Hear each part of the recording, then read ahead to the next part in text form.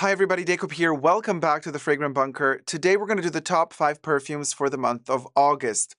So I have prompted my Bubbles AI to generate a warm-hued end of kind of summer or late summer, well, August. Technically still not the end of summer, but there's that hue of light that kind of switches in August and it becomes warmer rather than a cooler tone of hot. And well, almost like a sunset. And there's a reason for all this kind of smokiness and incense because maybe it's connected to my selection. Let's get to it though. First, subscribe to my channel if you haven't already. Push the join button next to the subscription button. Become a member today. Gain access to extra perks. You can also join me on Patreon, superdacob, all spelled together there as well for extra perks. Thank you to my members and patrons who have already pledged. Everything I say in this video is for entertainment purposes only, not rooted in truths or facts. Everything's alleged and just my opinion. Okay, so just to kind of prove my point as to why I have, well, to prove, there's nothing to prove. It's a selection, right? Everything is very personal and intimate.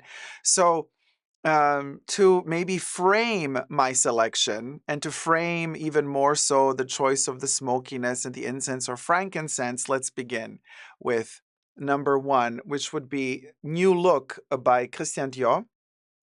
And we have Francis Kurjan as the nose behind this one, launched, I think, late 2023. In some places, strangely became available in 2024. Aldehydic bomb, but then also an incense, frankincense bomb. Very clean smell, but very incensey. It's a strange one. People either love it or hate it. I love it. And very much enjoying it, kind of the facets that this one brings to the table of a cool incense accord. Now, usually, you know, incense usually goes into a hot or warm type of vibe, but not this one. So it's a cooling energy, especially in hot summer nights. Adore it. Now, this is the first summer that I'm experiencing New Look because since it was released late last year and I purchased it at the beginning of this year of 2024, it was February, then March, kind of colder months. And now I'm finally getting to experience this in full-blown summer, full-blown heat, but also in kind of a breezy night vibe and energy. And it is really divine. I mean, I'm obsessed with it. And it's such a bizarre combination of cool and warm. The aldehydes are very cooling, and the way the incense, the frankincense is portrayed here, mm, it's relaxing, soothing, and cooling. But in my mind, incense is kind of heat. Even though if you think about it, I mean, if we go to churches where they kind of, burn the incense, you do get also a type of dry accord, like a smoky dryness to incense, which can go either way. The dryness can go hot, but it can also go cool. So sometimes we misrepresent or misinterpret dryness for coolness or heat, because sometimes after, a tree has burnt down, what is left is that kind of smoky accord of something that is completely burnt to a crisp, and it's dry. There's technically the fire is gone. There's nothing to combust anymore. The tree has turned to almost black dust, like it's carbonated. So it's technically cold now, and it's literally the representation of cool because you can't reburn it again. And yet that smell reminds us of what a fire used to be. So and this is a very interesting concept, and this is why I'm playing with it also in August. This hot and cold. So we have a memory of the tree burning, right? Or the incense burning. So we associate it with hot, even though the smell itself after the tree has burnt down, it's a smell that you can only smell once the tree has burnt down. And there's that residue, that resinousy, smoky residue that's left over. Well, you can only smell that once the fire is gone. So once everything has cooled down. So it's a smell that's associated technically to cold. Absence of heat, rather. Maybe not like smell of cold but absence of heat. And this is what this one depicts very interestingly. It's a post-fire smell. Very fascinating. Love it. And it kind of cools me down in August, makes me feel in a very interesting way fresh. As fresh as incense can make you feel, right? Then let's go to the opposite of that spectrum. And now we're going into kind of more this hue. So New Look is more kind of going into this kind of darker tones, like kind of greeny, white, crystalline darkness. Okay.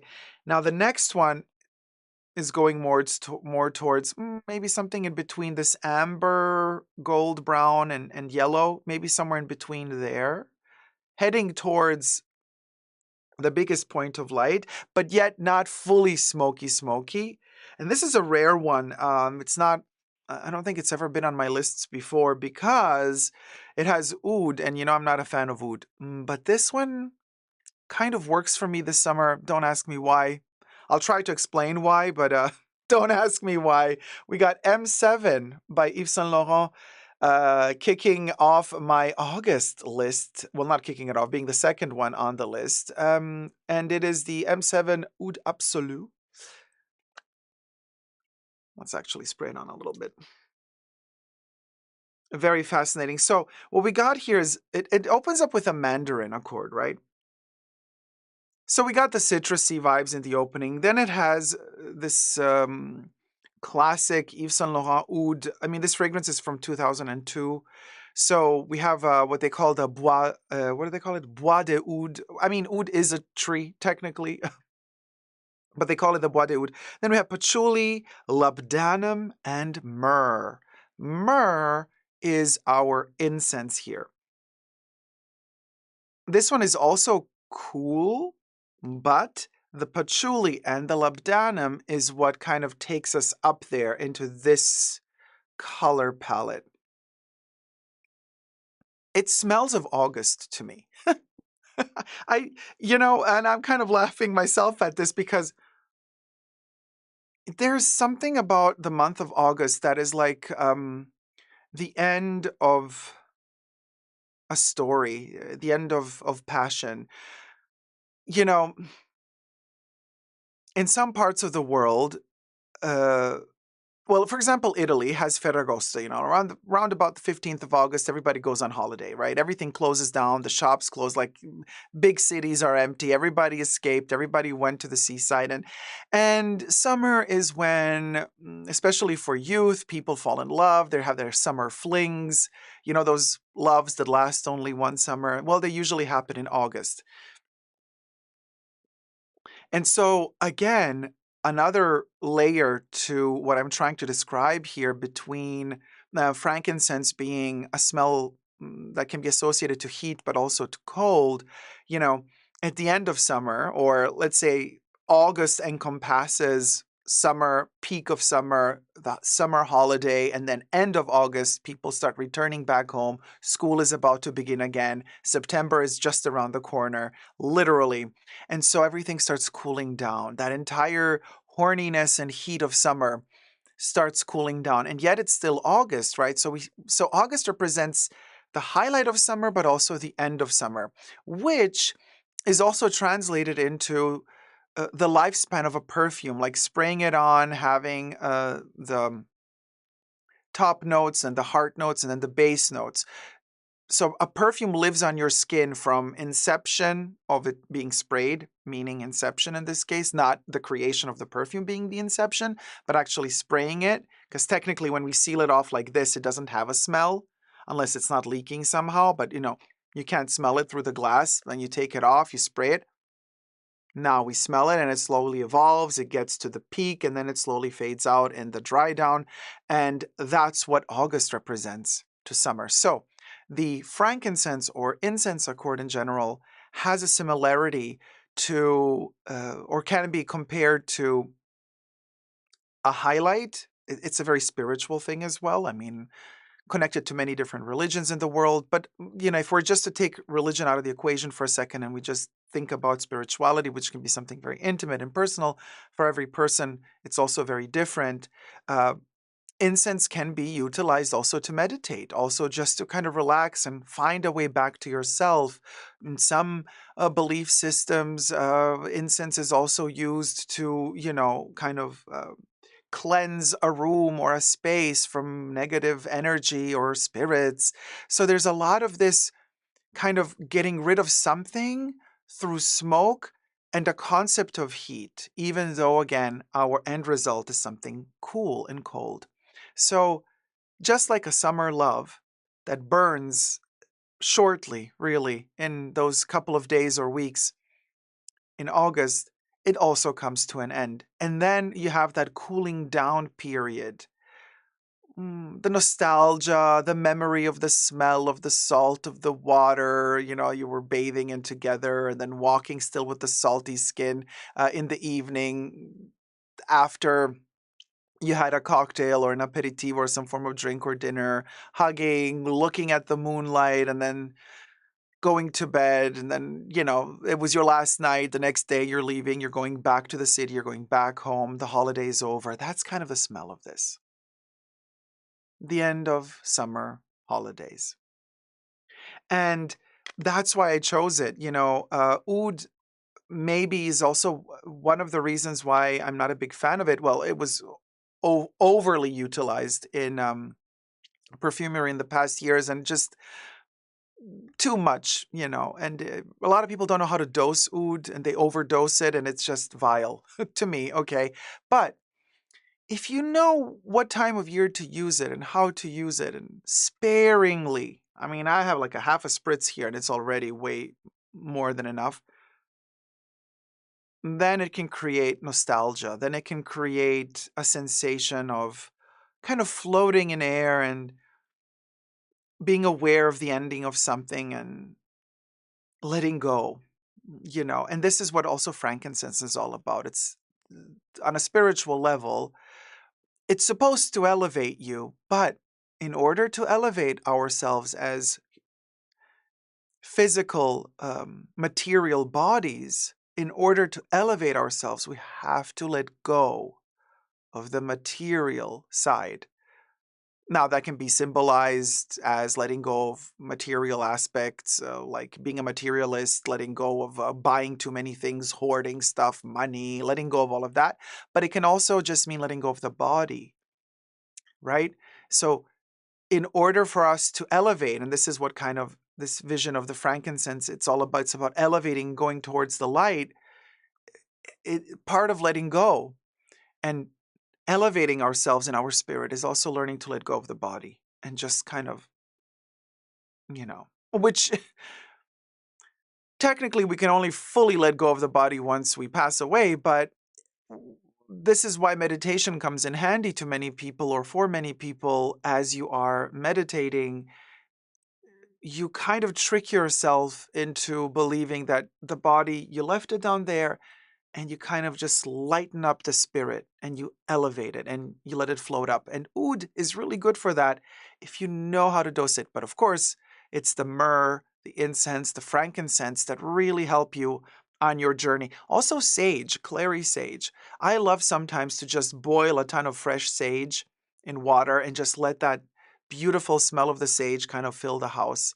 Really, really, really gorgeous as well. But so labdanum is also very important in this journey and on this trajectory because um, it has a quality to it, and we got labdanum in here, like also called the rock rose, utilized in Chypre fragrances as well, quite often. Actually, it is one of the accords of Chypres, together with bergamot, oak moss, vetiver, patchouli, and you have a resinousy, ambery quality to it that mimics incense as well. It's a very spiritual smell, a very elevated smell, very, very, very elegant smell, a noble smell. The labdanum. So this combined with the oud and patchouli and myrrh, kind of quite a quite an effect. It's very up there, very, very beautiful, and yet the fruity aspect of it kind of brings it back onto earth, and it makes you feel like you are sober, even though spiritually kind of elevated. You don't fully forget your mortality and your mm, material aspect of your life. It's still there in this perfume, but the perfume also allows you to embrace a concept of elevation, which is actually great because we have a tendency of kind of taking for granted that life is forever when it's not. And so sometimes, without being self destructive, reminding ourselves that we are not forever and kind of learning to come to terms with our limitations and with our mortality, it's not a bad thing because, well, death is part of life, technically, right? Now, the next one really peaks in the labdanum territory, and it is my favorite perfume, and this is why I'm also choosing it at the core as a heart of this selection of these 5 fragrances for August for me. uh, just like, a perfume has head notes, heart notes, base notes. That's how my selection of these 5, we start off with the head notes, the first 2, then we got the heart note, and then we get the base note. And the heart note of this selection would be a masterpiece, really, Le Lion de Chanel by Olivier Polge for Chanel in the Eau de Parfum concentration. It only exists as an Eau de Parfum. Mm, okay. I mean, no words actually. I'm wearing it right now as well. Um, and this is for me the August perfume, not just because it's Le Lion de Chanel, and of course the Leo zodiac sign is August, mostly in August. Coco Chanel was born in August, on August 19th to be precise. This is incredible. I mean, we have, gosh, the most pure, incredible quality labdanum, or the rock rose, Cistus labdanum, right? That I've ever smelled in a perfume. I mean, this thing is so pure, so elevated, majestic. And then we hit the hay, literally, but also spiritually. And the hay burns, and then there's that incense accord coming, emanating from the hay. A bit of vanilla is in there as well. We have the aldehydes to open up the whole game, as every good Chanel perfume does. But the interesting aspect of all of this is that the hay accord mixed with the labdanum, mixed with the incense, mixed with the vanilla, and mixed with some other little secret elements that Chanel always loves to combine and add inside of most of their perfumes that they don't want to really tell us, but it's aldehydes, and aldehydes can be used nowadays. They've kind of moved on in terms of um, their composition and how technically they are makeable, very different than what used to be an aldehyde back in the 20s when Chanel number 5 was released. They were a little bit more unstable back then. A little bit more is a euphemism. Nowadays, you can create aldehydes to mimic any sort of smell, really. So we don't really, there's like a crystalline, fruity, smoky aspect to aldehydes in this one, which is just amazing. And it is so noble and so elevated. And it smells, again, here we get with the cold and the hot. When you spray it on, those aldehydes are cold. But this perfume, because of all of the also ambers and resins and musks that are in here, as this one starts drying down, but technically in its heart, as your own body heat and your own body temperature warms up Le Lion de Chanel, it starts emanating a warmth from within, which it doesn't have in the opening notes. When you first spray it, it puts you a little bit off, which is also why at the beginning, when this one was first released a couple of years ago, some people that were more into kind of, the type of perfume, younger folk, or people who are just not used to really giving a perfume the time it needs to develop on your skin. People who are kind of indoctrinated by the new version of perfumery, which is, oh, you got to spray it on. And the second you spray it on, you got to choose if you like it or not. The type of people that really decide if they want to buy a perfume depending on the first few seconds after having sprayed it on their skin. So top note, heavy, basically. So a lot of perfume houses started playing with that and developing perfumes that work quite well and are easy to love and like in the opening notes, but then they go kind of mushy and really boring towards the mid portion and dry down of the fragrance. But that's not the case with this one. This one is very old school perfumery. You need to give this one time, at least 40 minutes to 1 hour before you fully understand the direction in which it's going. And this is why a lot of people that are more prone to a superficial selection of fragrances, when they smell this one, they don't give it the time it needs. So for upon first spray, it's kind of almost peppery, and the aldehydes are biting and kind of cold, but also acidy, and you just you're annoyed by it. You think, oh, this is a little bit aggressive. But then with your body heat, as you start taming that lion, you go into that warm amber incense territory with the labdanum melting on your skin. You realize, oh, okay, this is all about the heat, and we are fully up there now, up here, right? In that kind of light territory. L'Union de Chanel is a masterpiece, seriously. And a lot of people like to wear it in winter because they think, because of that heat element, that this perfume is too strong to wear in summer. But to me, this one works in summer way better than in winter. This is, to me, one of the best Chanel summer perfumes really out there, because it matches the air and the mood and the temperature outside. I'm talking about the northern hemisphere here, obviously summer, not the down under summer, which technically would be winter, right? So that combination of starting off cool but ending up hot because your body meshes well and your body heat meshes well with the perfume and starts melting those resins and that labdanum. It's just, I mean, it's amazing.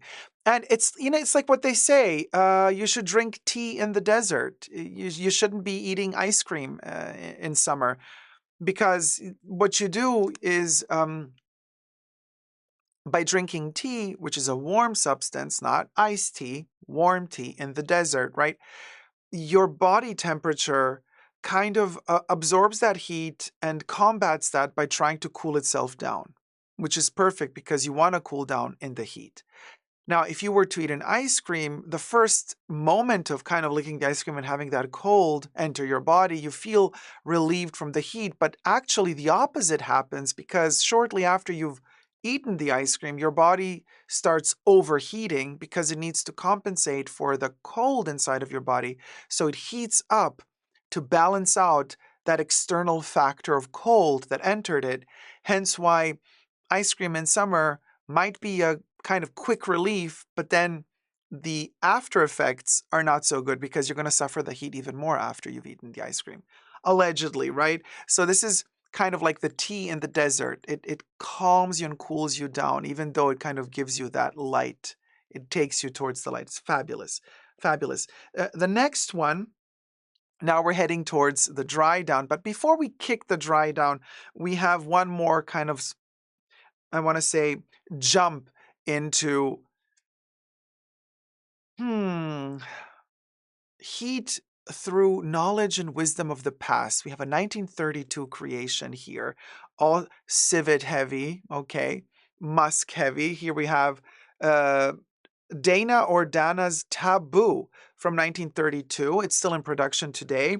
And we have a list of ingredients here. Top notes: Italian bergamot, lemon oil. I'm reading from their own packaging here.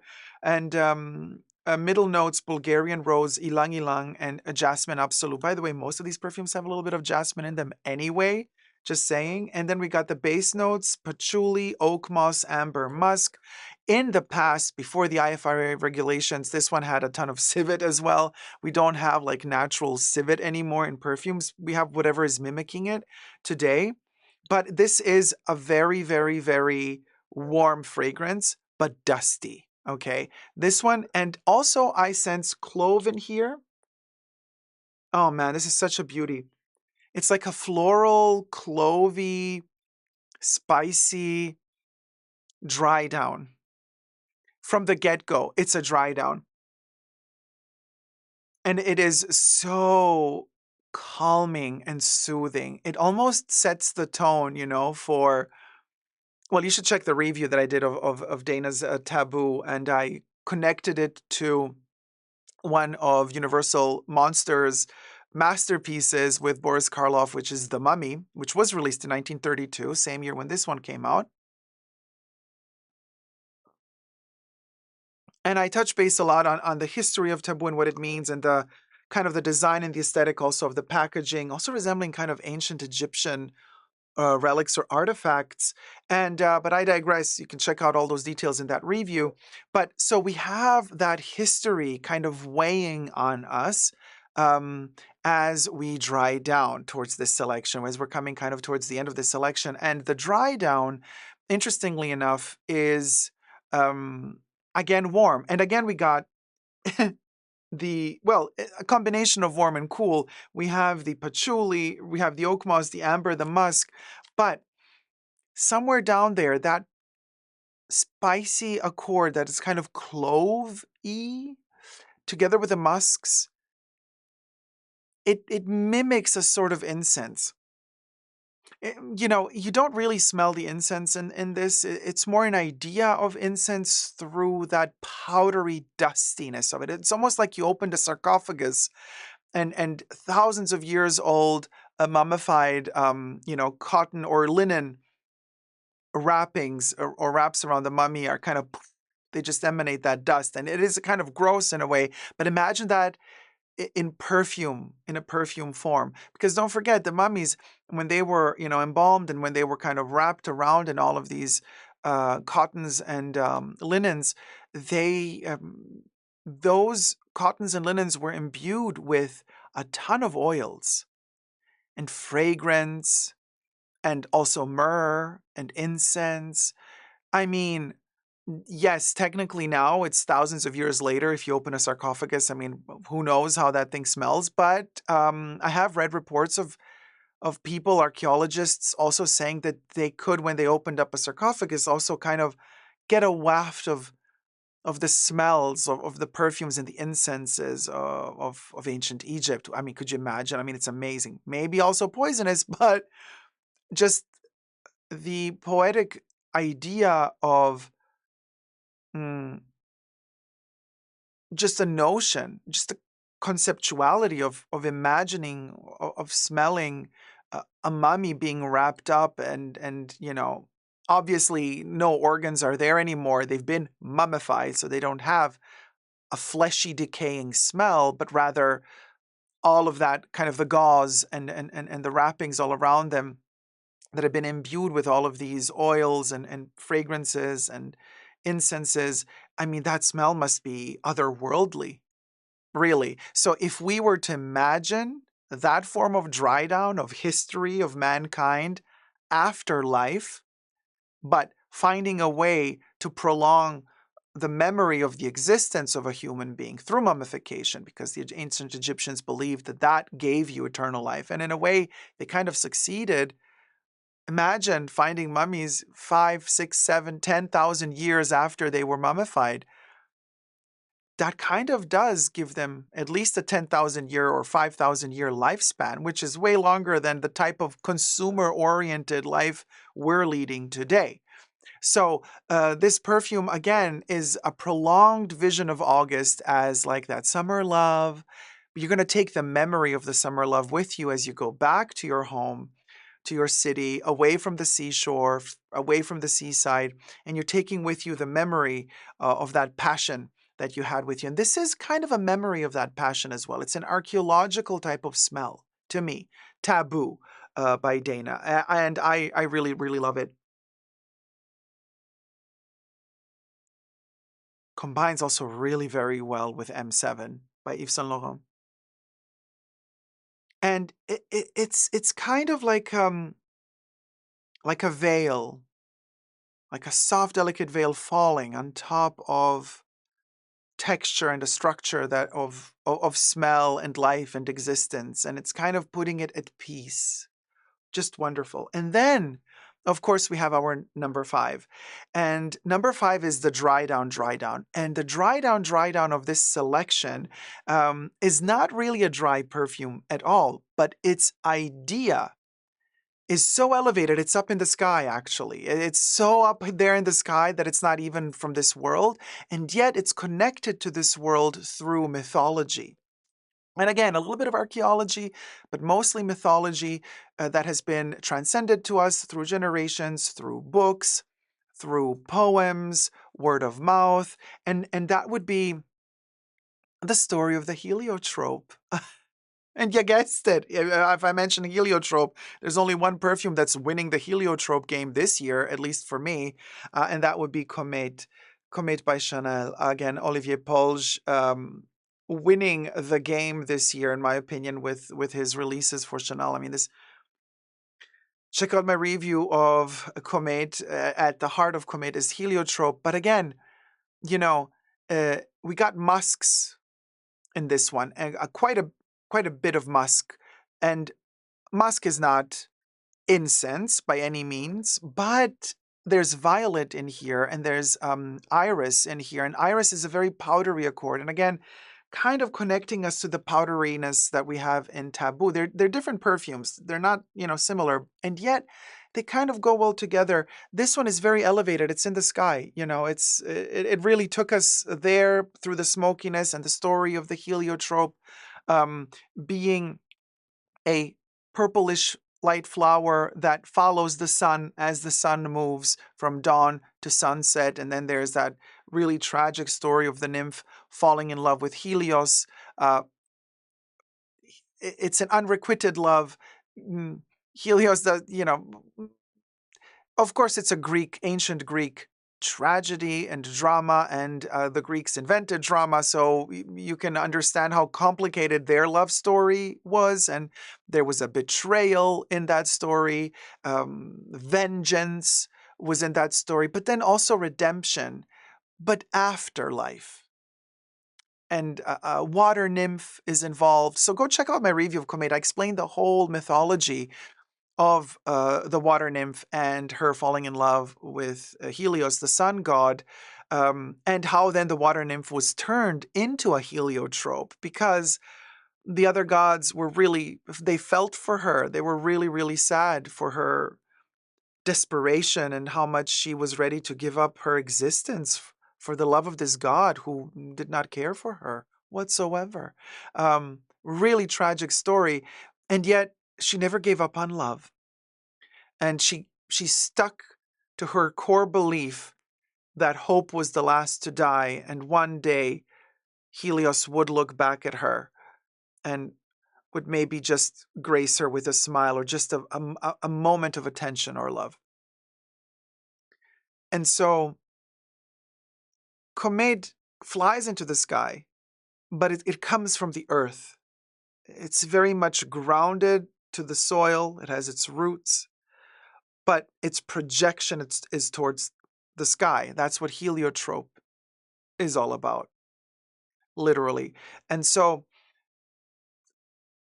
the conceptuality of heliotrope, even though it's a flower and it's not incense, okay, it's not a frankincense by any means, still, it mimics the behavior of incense because it's projected upwards. It's kind of, it's just like the smoke, it's emanating upwards. It's the powderiness and the dryness of the iris in here helps to feel that elevation. The aldehydes as well, because it's dusty almost in a way, kind of goes upwards. The aldehydes in here are very interesting because, like I said earlier, aldehydes can be utilized to mimic different accords and smells. And in fact, what we think is, cherry blossom, they call it cherry blossom. It's kind of an almondy accord. Well, those are aldehydes mimicking an almond. Very, very, very fascinating composition, Comet. And it closes as the final dry down of my little story that I'm, hoping to have been able to clearly share with you today. This one kind of closes that chapter of the fragrance evolution of the smell on the skin between the opening notes, the head notes, the heart notes, and then kind of drifting into the base notes with hope. The end of summer is nigh, and with it comes maybe not hope for a new year and for a new beginning. We're going to need to wait a couple of months until January comes along. But with the end of summer comes rather a feeling of gathering together what we have, all the seeds we have planted throughout the year that have then bloomed or blossomed or not. And what happens after August? Well, harvest season begins, literally, right? We're starting to harvest the crops in September, October, but then also Halloween is coming around and very, very spiritual. Right after summer, autumn comes around, and it is the most spiritual time of the year. So this is also one of the reasons why to say kind of goodbye to summer right through this August. Sometimes my August selections are more kind of pushed towards the beginning of August when it's still very much so summer. But this year I'm more kind of projected towards the end of August. I mean, technically, the first half of September is also summer, right? So it's not like with the end of August, summer ends. But like I said, the moment we have that shift in the light in the air, it's almost imperceptible. Only really sensitive people can feel and see the shift in the sun. The rays of sun, they're no longer that cooler tone. There's that streak of blue that's gone. There's that almost imperceptible shift in the color of the light that's outside, and it shifts to gold and yellow, warm. It just kind of slightly ticks to one side, and you know summer is over when that happens. So even though technically summer is over, like towards the middle of September, sometimes already in August, the light just shifts. It's something that happens in one day. There's no soft transition. It's like all of a sudden, it's like that. And the light is now warmer, no longer that cool summer light. And once that happens, it's harvest season. And you start collecting and gathering your thoughts, and you become more introspective.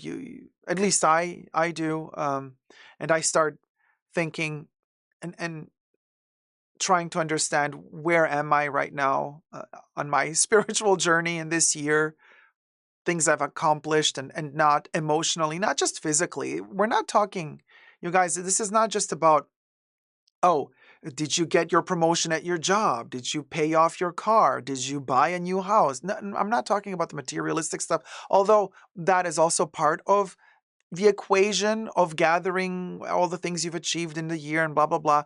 But even more important than that, even more important than the material aspects of our existence, it's a spiritual gathering. It's a spiritual harvest. It's understanding, have I evolved as a human being, as a spirit, as an entity? You know, am I on a higher plane now? Am I wiser now? Did I manage to understand how I function a little bit more? Am I more in tune with my emotions than I was at the beginning of the year? Is the balance off? Or am I kind of balanced and content? Am I happy with where I am right now? That's harvest to me. Confronting yourself with all these questions, which are really important to me because they keep us in touch with our inner core. And being in touch with your inner core at the end of the day is kind of the best love affair you can ever have. And if you are in touch with your inner core, then the end of August, summer vacation, and holidays doesn't have to necessarily also mean the end of a summer love. It can actually mean the beginning of something deeper and more meaningful. But then again, just like our heliotrope, hope is what keeps us going. So I say never give up on love, you guys. This was my selection of my top 5 perfumes for the month of August. I hope you've enjoyed 2024. I hope you've enjoyed the selection. Let me know your favorites for this month. And until next time, thumb up the video if you liked it, subscribe, and never give up on love. Bye.